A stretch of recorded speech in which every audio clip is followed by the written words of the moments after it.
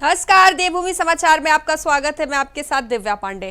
Bulletin की शुरुआत करेंगे जहां शासन ने सोमवार देर रात आईएएस और आईपीएस अधिकारियों के दायित्व में बड़ा बदलाव कर दिया है।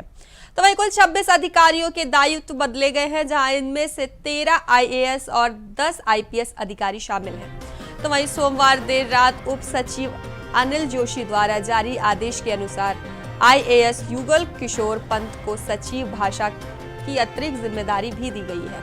तो वहीं आईएएस सोनिका को अपर सचिव नागरिक उड्डयन का अतिरिक्त पदभार सौंपा गया है। तो वहीं आपको बता दें, कई अधिकारियों को अतिरिक्त प्रभार भी दिया गया है, जिसमें आईएएस रीना जोशी को मुख्य कार्यकारी अधिकारी, तो वहीं राज्य स्वास्थ्य प्राधिकरण की अतिरिक्त जिम्मेदारी दी गई है। तो वहीं आईएएस विनीत कुमार से अपर सचिव नियोजन का दायित्व वापस लिया गया है। अपर सचिव आनंद श्रीवास्तव को अपर सचिव कृषि और कृषक कल्याण की जिम्मेदारी दी गई है। तो आपको बता दें, शासन ने आईएएस अधिकारियों के लिए विभागों में बड़ा फेरबदल किया है, जहां आईएएस युगल किशोर पंत को सचिव भाषा बनाया गया है, तो वहीं आईएएस सोनिया को अपर सचिव नागरिक उड्डयन बनाया गया है। तो आपको बता दें, आईएएस विनीत कुमार से अपर सचिव नियोजन से हटाया गया। तो वहीं आईएएस रीना जोशी को सीईओ राज्य स्वास्थ्य प्राधिकरण का अतिरिक्त प्रभार सौंपा गया है। तो वहीं आईएएस आनंद श्रीवास्तव को अपर सचिव कृषि और कृषक कल्याण बनाया गया है। तो आपको बता दें, वहीं आईएएस मनोज गोयल को अपर सचिव सैनिक कल्याण और अपर सचिव उच्च शिक्षा विभाग की जिम्मेदारी दी गई है। तो वहीं आईएएस हिमांशु खुराना को अपर सचिव वित्त बनाया गया है। तो वहीं आईएएस अभिषेक रहेला को अपर सचिव कौशल विकास और सेवा योजन विभाग सौंपा गया है। तो ये आपको बता दें, आईएएस नितिका खंडेलवाल को अपर सचिव सूचना प्रौद्योगिकी बनाया गया है। तो वहीं आईएएस अनुराधा पाल को अपर सचिव चिकित्सा से हटाया गया है। तो आपको बता दें, वहीं आईएएस गौरव कुमार को निदेशक शहरी विकास बनाया गया है। तो वहीं आईएएस वरुण चौधरी को अपर सचिव चिकित्सा स्वास्थ्य बनाया गया है। तो बता दें, आईएएस नंदन कुमार को नगर आयुक्त हरिद्वार बनाया गया है। तो बता दें, कुल 26 अधिकारियों का दायित्व बदला गया है। देर रात प्रशासन ने यह बड़ा फेरबदल किया है।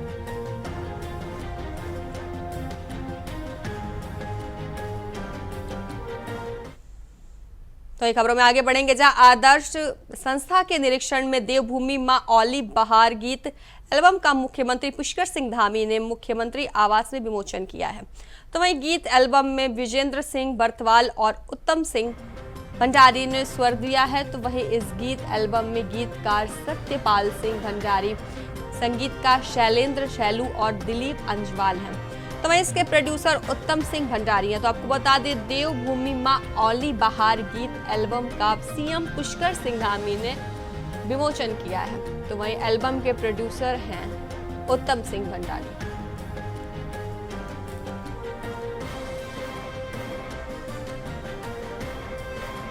बता दें, सीएम धामी ने अपने आवास पर इस बुक का विमोचन किया, जहां एल्बम के प्रोड्यूसर हैं उत्तम सिंह भंडारी। तो वहीं देवभूमि मां औली बहार गीत का एल्बम विमोचन किया है सीएम पुष्कर सिंह धामी ने अपने आवास से। तो बता दें, एल्बम के प्रोड्यूसर हैं उत्तम सिंह भंडारी। देवभूमि मां औली बहार गीत का एल्बम लॉन्च किया गया है। सीएम पुष्कर सिंह धामी ने अपने आवास से इस एल्बम को लॉन्च किया है। तो वहीं प्रदेश में पीएनजी और सीएनजी सस्ती हुई है, तो राज्य सरकार ने वैट दरों में कटौती भी की है। आपको बता दें, पीएनजी पर 5% और सीएनजी पर 10% वैट लगेगा। तो वहीं अभी तक दोनों पर 20% वैट लगता था। तो आपको बता दें, वित्त ने वैट दरों को कम करने की अधिसूचना भी जारी की है, जहां प्राकृतिक गैस पर 20% वैट लगाने से प्रदेश सरकार को सालाना 35 से 38 करोड़ का टैक्स मिलता था। तो वहीं नई दरें लागू होने से राजस्व में लगभग 15 करोड़ का नुकसान होगा। तो आपको बता दें, प्रदेश में सस्ती हुई है पीएनजी और सीएनजी, जहां राज्य सरकार ने वैट दरों में या कटौती की। आपको बता दें, पीएनजी पर 5 और सीएनजी पर 10% वैट लगेगा। आपको बता दें प्रदेशवासियों के लिए अब बड़ी खुशखबरी है, जहां प्रदेश में सस्ती हुई है पीएनजी और सीएनजी। जहां पीएनजी में 5% तो सीएनजी पर 10% वैट लगेगा। तो बता दें प्रदेश में सस्ती हुई है पीएनजी और सीएनजी। प्रदेशवासियों के लिए यह खुशखबरी है, जहां प्रदेश में पीएनजी और सीएनजी सस्ती की गई है। पीएनजी पर 5 तो सीएनजी पर 10% वैट लगेगा।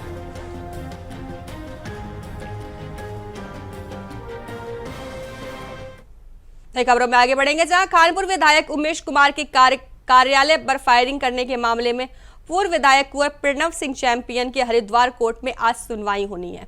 ऐसे में 26 जनवरी को विधायक उमेश कुमार के कार्यालय पर चैंपियन ने अपने समर्थकों के साथ मिलकर फायरिंग की थी, जहां 27 फरवरी को चैंपियन सहित 5 लोगों को न्यायालय ने जेल भेजा गया था। वहीं चैंपियन की तबीयत बिगड़ने पर 15 फरवरी को हरिद्वार जिला अस्पताल में चैंपियन को एडमिट कराया गया था और 15 फरवरी से अब तक चैंपियन अस्पताल में ही एडमिट है। तो वहीं पूरे मामले पर हरिद्वार न्यायालय में आज चैंपियन की पेशी होनी है।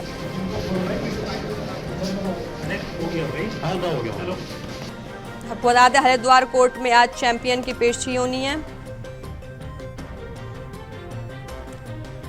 जहां विधायक पर फायरिंग मामले में आज सुनवाई होनी है। तो आपको बता दें 15 फरवरी से चैंपियन अस्पताल में एडमिट है। हरिद्वार से यह खबर है, जहां हरिद्वार कोर्ट में आज चैंपियन की पेशी होनी है, जहां विधायक पर फायरिंग मामले में आज सुनवाई होनी है। वहीं आपको बता दें 15 फरवरी से चैंपियन अस्पताल में एडमिट है।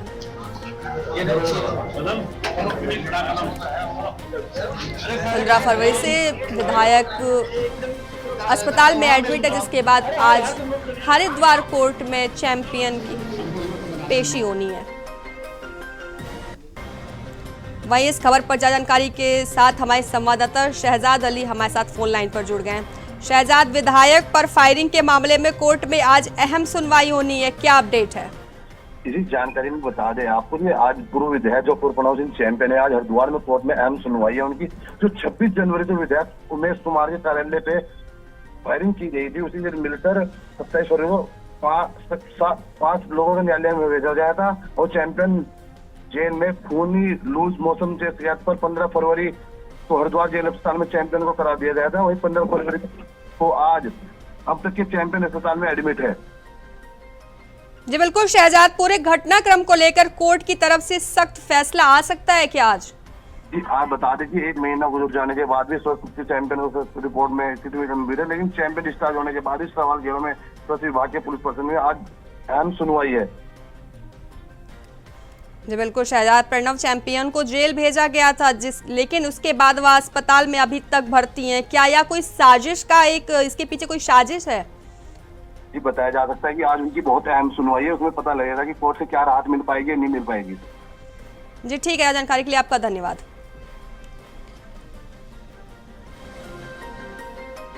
आपको बता दें हरिद्वार कोर्ट में आज चैंपियन की पेशी होनी है, जहां विधायक पर फायरिंग मामले में सुनवाई होनी है।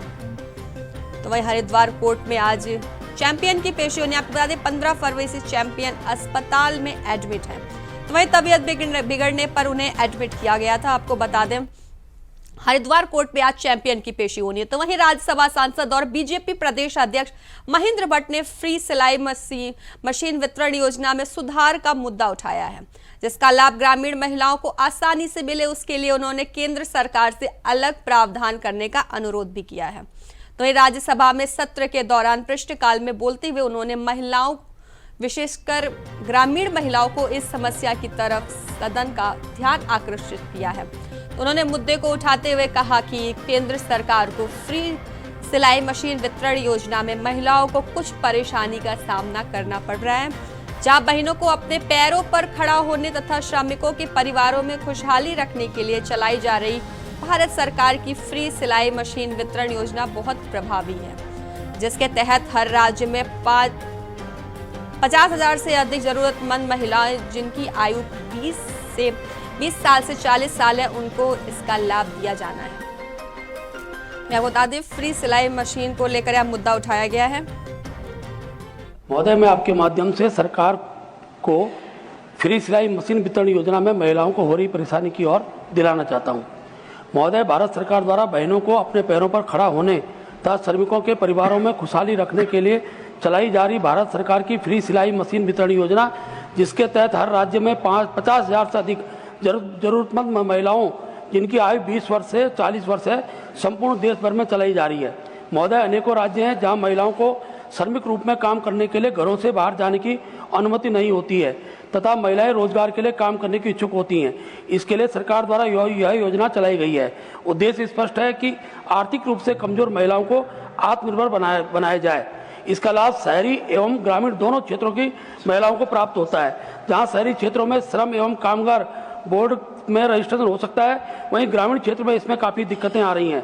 महोदय, योजना का पंजीकरण भले ही ऑनलाइन आवेदन से कर दिया गया है, परंतु श्रम विभाग के भवन एवं श्रम निर्माण कर्मकार बोर्ड में पंजीकरण करने में काफी दिक्कतों का। तो देहरादून से बड़ी खबर सामने आ रही है, जहां प्रदेश में मंत्रिमंडल विस्तार को लेकर हलचल तेज हो गई है। तो आज दिल्ली दौरे पर रहेंगे सीएम पुष्कर सिंह धामी। तो वहीं बीजेपी आला कमान से मुलाकात करेंगे सीएम। तो वहीं कैबिनेट विस्तार को लेकर चर्चा भी हो सकती है। तो वहीं प्रेमचंद अग्रवाल के इस्तीफे के बाद सीएम का यह पहला दिल्ली दौरा है, जहां दिल्ली पर सबकी निगाहें टिकी है। तो वहीं हाई कमान की हरी झंडी का इंतजार भी है। तो वहीं केंद्रीय नेतृत्व से हरी झंडी मिलते ही भर जाएंगे खाली मंत्री पद। तो आपको बता दें, आज दिल्ली दौरे पर रहेंगे सीएम पुष्कर सिंह धामी। प्रेमचंद अग्रवाल के इस्तीफे के बाद आज दिल्ली दौरे पर रहेंगे सीएम पुष्कर सिंह धामी, जहां प्रदेश में मंत्रिमंडल विस्तार को लेकर आपको बता दें हलचल तेज है। तो वहीं आज दिल्ली दौरे पर रहेंगे सीएम पुष्कर सिंह धामी। कैबिनेट विस्तार को लेकर चर्चा भी हो सकती है, जहां प्रदेश में मंत्रिमंडल विस्तार को लेकर आपको बता दें हलचल तेज है। तो वहीं आज दिल्ली दौरे पर रहेंगे सीएम पुष्कर सिंह धामी। बता दें, आज दिल्ली दौरे पर रहेंगे सीएम पुष्कर सिंह धामी, जहां बीजेपी आला कमान से मुलाकात भी करेंगे सीएम धामी। वहीं प्रदेश में मंत्रिमंडल विस्तार को लेकर आपको बता दें हलचल तेज हो गई है, जहां पूर्व मंत्री प्रेमचंद अग्रवाल के इस्तीफे के बाद आज दिल्ली दौरे पर रहेंगे सीएम पुष्कर सिंह धामी। वहीं हाई कमान से हरी झंडी का इंतजार है। आपको बता दें, दिल्ली दौरे पर रहेंगे आज सीएम पुष्कर सिंह धामी, जहां मंत्रिमंडल विस्तार को लेकर आपको बता दें हलचल तेज है।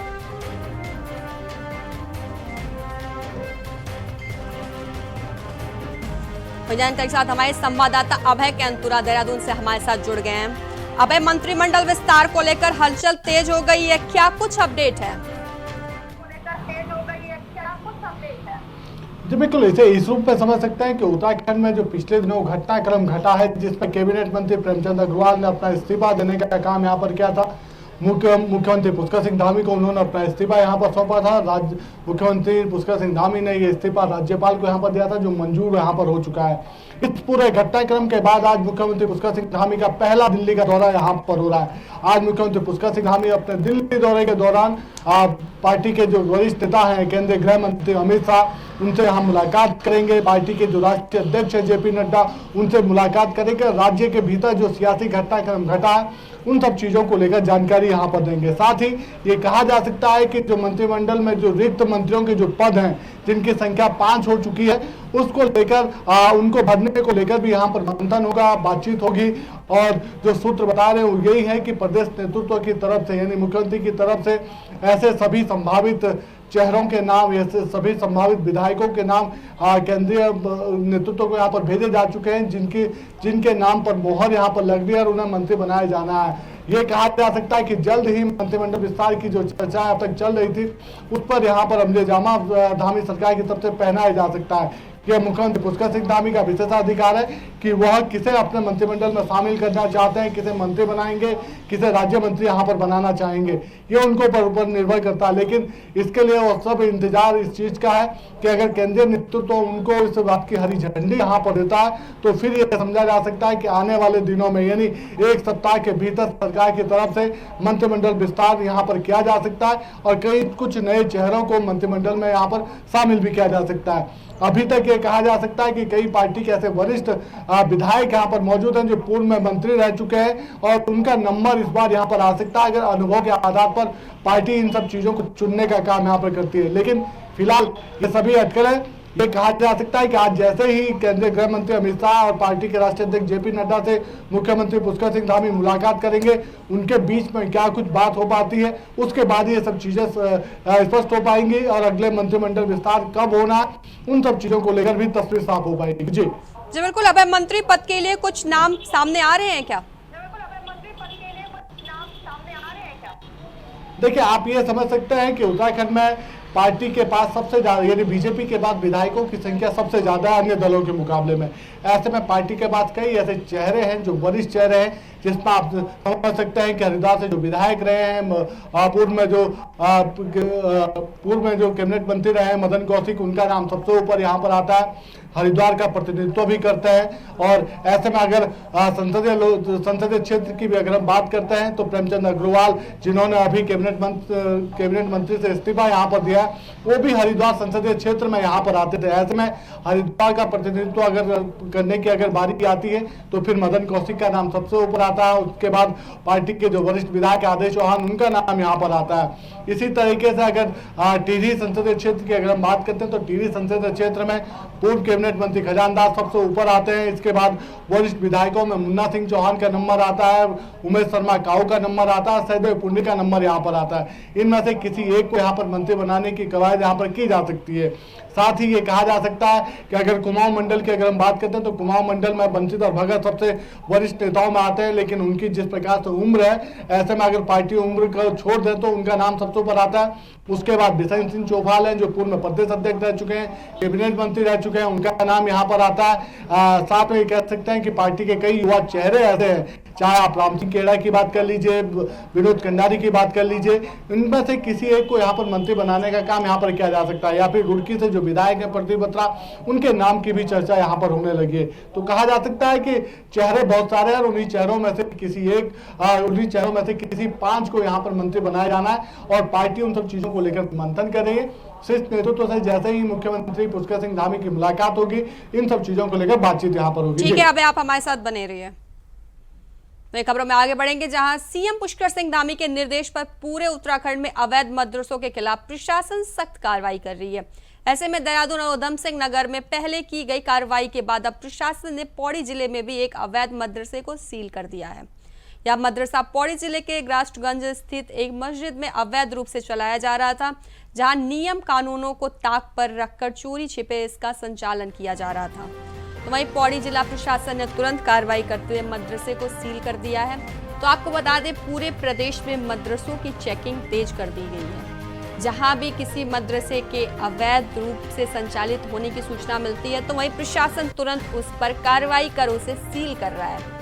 तो ये आपको बता दें, प्रदेश में अब तक कुल 55 से ज्यादा मदरसे सील किए जा चुके हैं। आपको बता दें, अवैध मदरसों के खिलाफ लगातार सरकार का एक्शन जारी है, जहां पौड़ी में एक और मदरसा सील किया गया है। तो अब तक बता दें, कुल 55 पर ताला लग चुका है। तो बता दें, प्रदेश में अब तक कुल 55 से ज्यादा मदरसे सील किए जा चुके हैं। वहीं इस खबर पर जानकारी के लिए हमारे संवाददाता अभय कैंतुरा लगातार हमारे साथ बने हुए हैं। अभय, अवैध मदरसों को लेकर सरकार सख्त है, लगातार सरकार के एक्शन जारी है, क्या कुछ अपडेट है? हमारा संपर्क टूट गया है।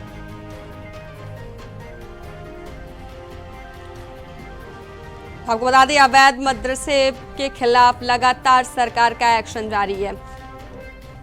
जहां पौड़ी में एक और मदरसा सील किया गया है तो वहीं फर्जी मदरसे पर एक्शन लगातार जारी है। अब तक कुल 55 पर ताला लग चुका है।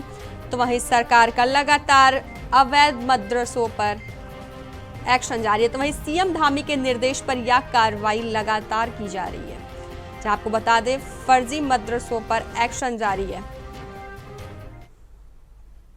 तो वहीं सीएम के निर्देशों के बाद प्रदेश में अवैध मदरसों पर लगातार एक्शन जारी है। तो वहीं मुख्यमंत्री का साफ तौर पर कहना है कि सरकार ऐसे मामलों की जांच करेगी और अगर अवैध निर्माण पाया जाता है तो उसके खिलाफ कार्रवाई भी करेगी। तो वहीं दूसरी ओर कांग्रेस सरकार पर निशाना साध रही है, जहां पूर्व सीएम हरीश रावत का कहना है कि अवैध मदरसे, अवैध मजार, थूक जिहाद, कभी लव जिहाद जैसे शब्द कई बार मैं मुख्यमंत्री के मुंह से सुन चुका हूं। लेकिन सरकार क्या कर रही है? थूक जिहाद, लव जिहाद या मूत्र जिहाद हो रहा है तो सरकार ने उसमें क्या किया? साथ ही उन्होंने कहा कि किसी को टारगेट बनाकर चोट करेंगे तो ये सामाजिक हित में नहीं है। तो वहीं बीजेपी असली मुद्दों से ध्यान हटाने के लिए इस तरीके की चीजें गढ़ती है और उलझाया जाता है ताकि घृणा, नफरत, द्वेष फैलाया जा सके। आपको बता दें, पूर्व मुख्यमंत्री हरीश रावत ने बीजेपी पर निशाना साधा है।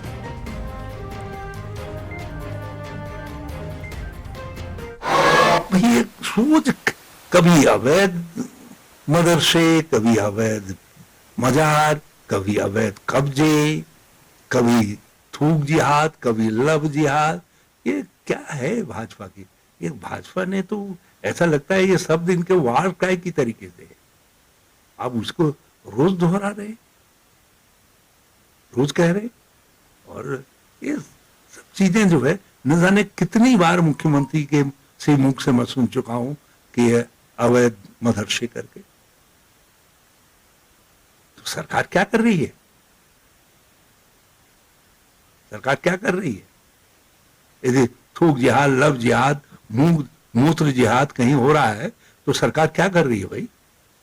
और कौन सा धर्म ऐसा है जो मूत्र जिहाद, ये इस तरीके के जिहादों को जो है, थूक जिहाद आदि को प्रमोट करता? कोई नहीं करता। थूके हुए को कौन खाएगा? लेकिन आप यदि किसी को टारगेट बना करके, लक्ष्य बना करके चोट करेंगे तो वो समाज के लिए व्यापक सामाजिक हित में नहीं है, इस तरीके की चीजें जो है। लेकिन भाजपा असली मुद्दों से ध्यान हटाने के लिए मैं लोगों को, देशवासियों को सावधान करना चाहता हूं। असली मुद्दों से ध्यान हटाने के लिए, आपके पेट, आजीविका, सम्मान के मुद्दों से ध्यान हटाने के लिए इस तरीके की चीजें गढ़ी जाती है और उसी पर उलझा। देवभूमि समाचार में फिलहाल के लिए बस इतना ही। बने रहें इंडिया वॉइस के साथ। नमस्कार।